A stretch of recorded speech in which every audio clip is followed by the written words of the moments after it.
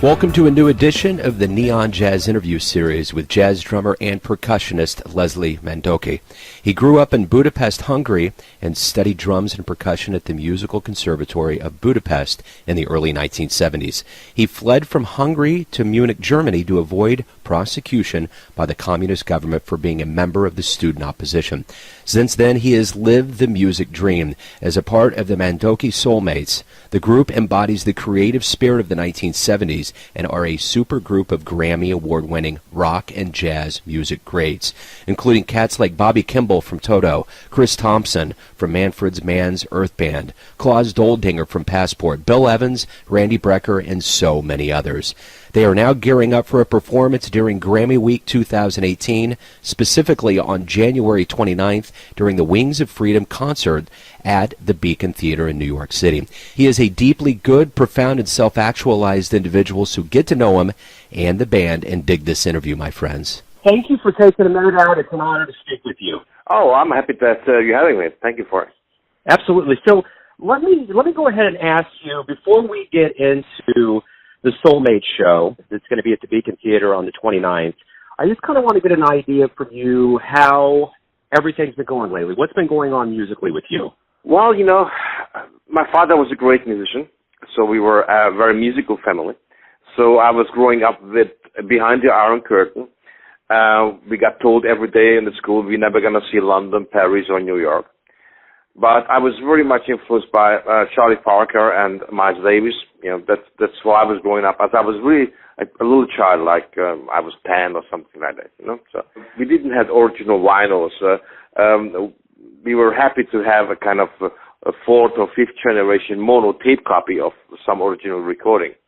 And the only radio station that we could listen to jazz, it was Voice of America, but was highly illegal. And behind the Iron Curtain, that was Voice of America from Munich, where I'm living now, from Germany. Normally, teenage boys of my age were influenced by Rolling Stones and Beatles, but I was more on the jazz side. And jazz was something what the communists were hating, as much as Hitler was hating jazz, because they said, okay, jazz is always kind of the oppositional, the free minds, the free thinkers, the people who are longing for freedom. They're coming from the jazz side. And as I was a teenager, I was very much influenced by great jazz rock of the American side, Back to the Future movement of Weather Report and Mahavishnu Orchestra, Return to Forever of Chick Corea and Ellie Meola. Great jazz rock like Frank Zappa from Los Angeles. And also of great progressive rock from the British Island, from the United Kingdom, like Jethro Tull or Cream. So that it was kind of a mixture of progressive rock from the UK and interesting mixture of jazz and jazz rock. Like also I loved the first Blessed on These albums, and so these were my major influences as I was a kid. So obviously my very first band was playing that kind of music. The name was Jam, and we became the strong voice of the student opposition uprising behind the Iron Curtain against communism.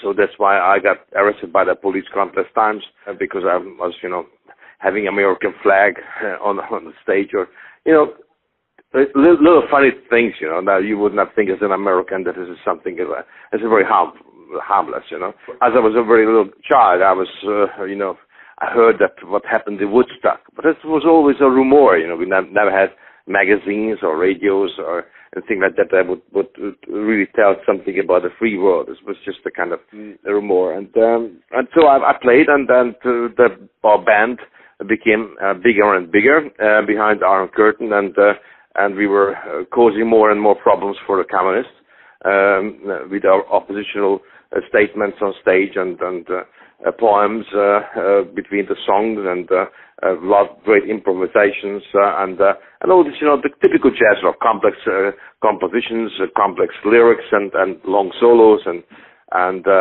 very toughly arranged instrumental parts.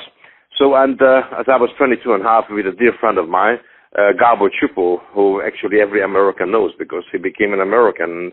He started with Simpsons and then Rugrats, Real Monsters, Duckman.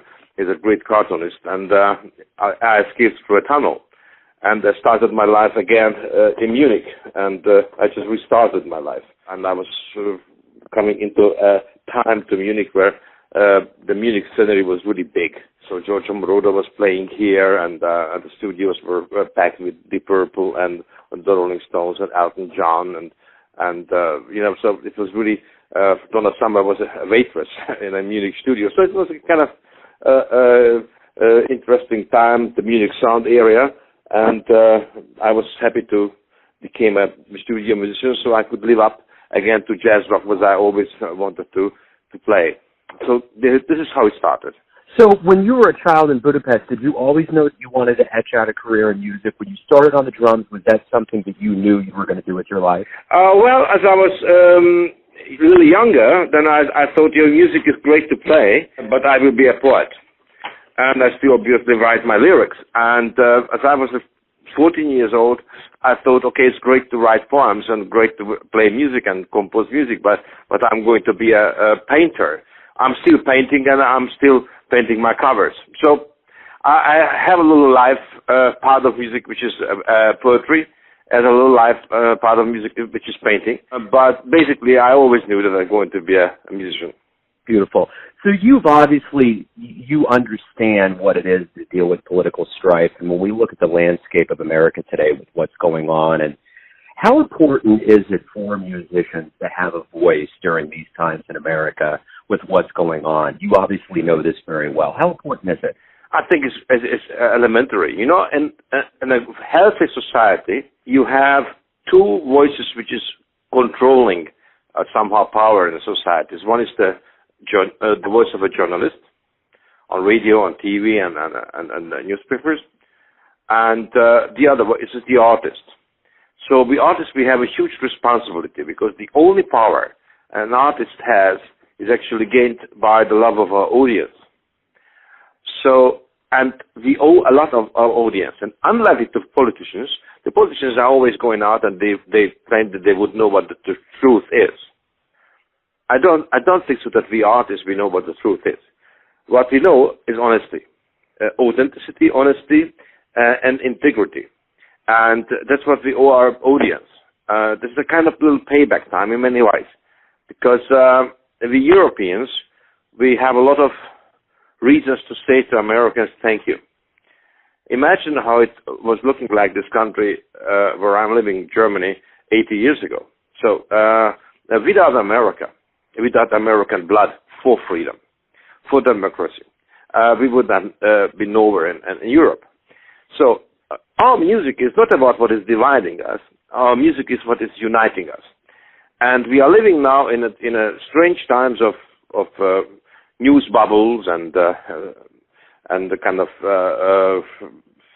filter bubbles and news echoes and alternate facts and kind of digital incontinence, social pornography in digitally. And so very obviously the musicians have to have a saying in this, and our answer is analog, it's human, it's honest. We don't know what the truth is. The truth is in the answer of the audience, but in the love of our audience. But what we know, that we owe honesty, and we owe a kind of music, what is the handwritten love letter to our audience, and not a text message. It is a kind of analog anti-revolution, handmade. Yeah. Human, and this is what we learned from the great jazz generations of the early times.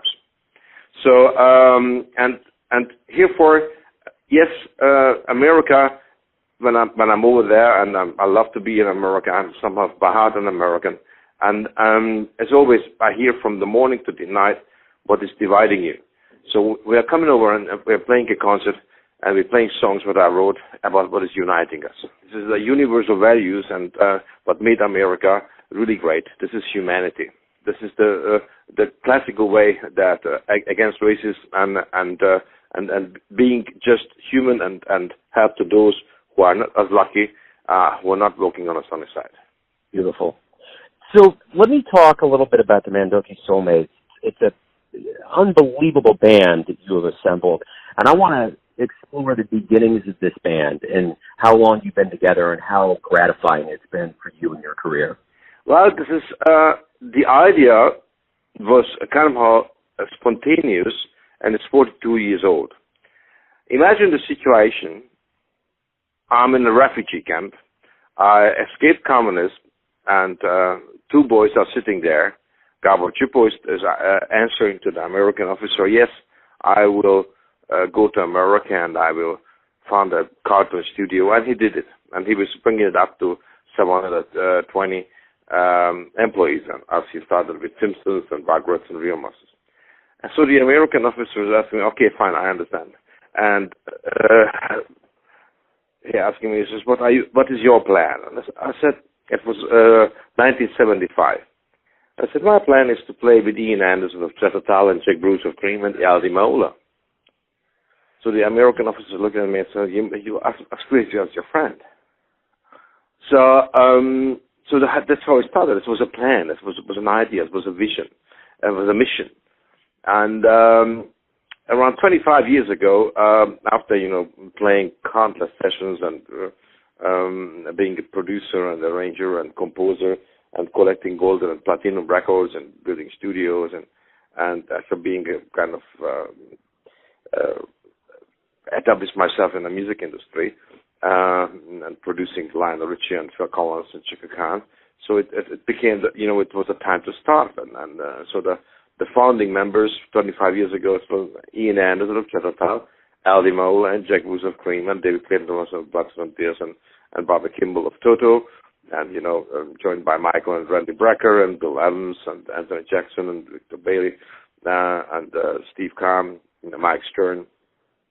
So I went on and on, and then actually maybe for your listeners is a kind of a little funny element of the story as about 20 years ago. We were just sitting by the lake where I'm living, nearby Munich. Just between my house and the studios, approximately a mile. And we were just joking about life and talking, in a breakout session. And Jack Bruce came up with a kind of funny statement. It was later afternoon. Our time in Central Europe. Leslie, we are a boy group. And we were just looking about what a funny expression for a jazz rock band like with all these legendary icons. And Bobby Kimball said, we need a lady, we need a girl in this boy group. So we're just making fun. And in Germany we have in every restaurant this kind of beer mats on a table. So we were pulling our Sharpies, our pens, and everybody was hiddenly writing a name on the beer mat. And everybody wrote down one name, it's Chaka Khan. So I was counting in, and we, turned the beer mats, and an old beer mat saying Chaka Khan. So I called Chaka, and she was at home in St. Louis, and next day she was coming. And we had a great time, and so we had our lady in the band, it was Chaka Khan. So and we started to record with her. So it was always a kind of a mutual values and very close friendships, and so we've always been a very kind of natural grown band, the ManDoki Soulmates. So let me ask you about the January 29th show at the Beacon Theater, the Wings of Freedom concert. How exciting, or how excited are you for this show? Oh, well, this is again a great dream comes true. During that we played in August. We returned to the Sziget Festival in Budapest. Became the largest festival in Europe.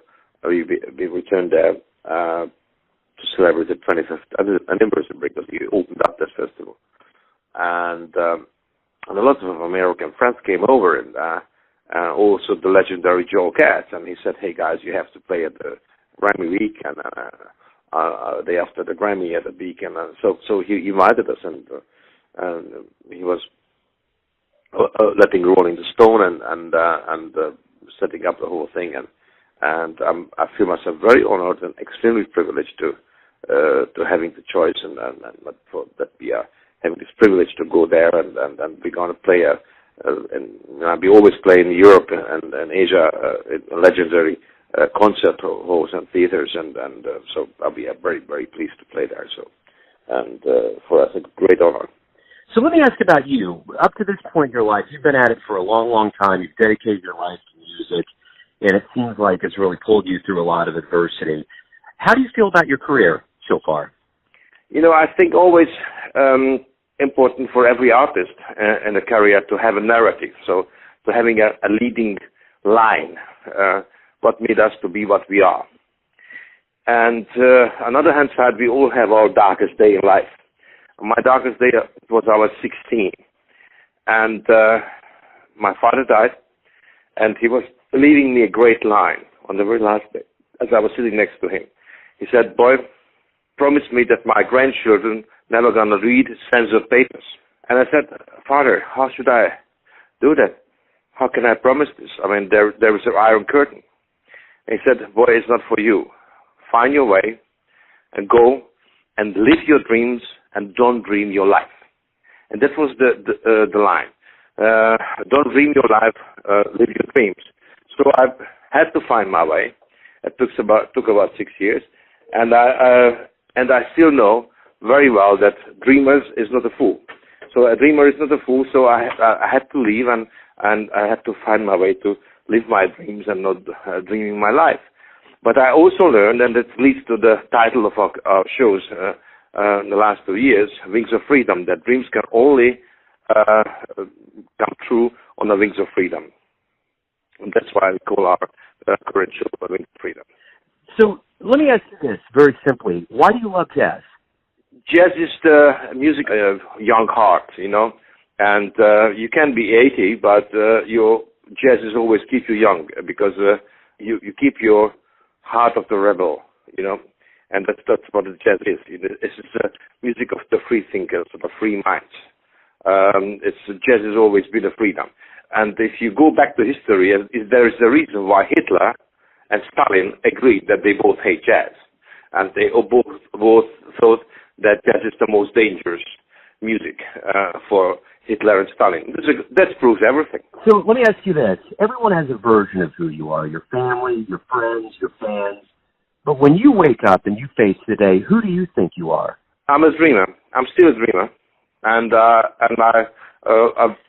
this current dream was to come to New York end of January at the Grammys and Grammy weekend and to play a great concert. And that's what we are going to do. So I always kind of looking to the next dream. And I'm just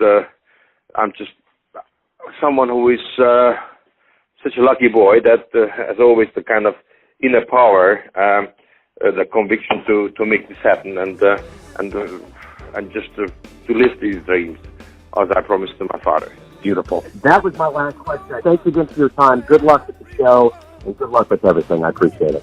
Thank you, and hope to see you there then. Thanks for listening and tuning in to yet another Neon Jazz interview, where we give you a bit of insight into the finest players in Germany, New York, Kansas City, and spots all over the world, giving fans all that jazz. And thanks to Leslie for his time, his cool, and his music. If you want to hear more interviews, go to Famous Interviews with Joe Domino on the iTunes Store. Visit neonjazz at youtube.com. And for everything Neon Jazz, go to the neonjazz.blogspot.com. Until next time, enjoy the jazz, my friends.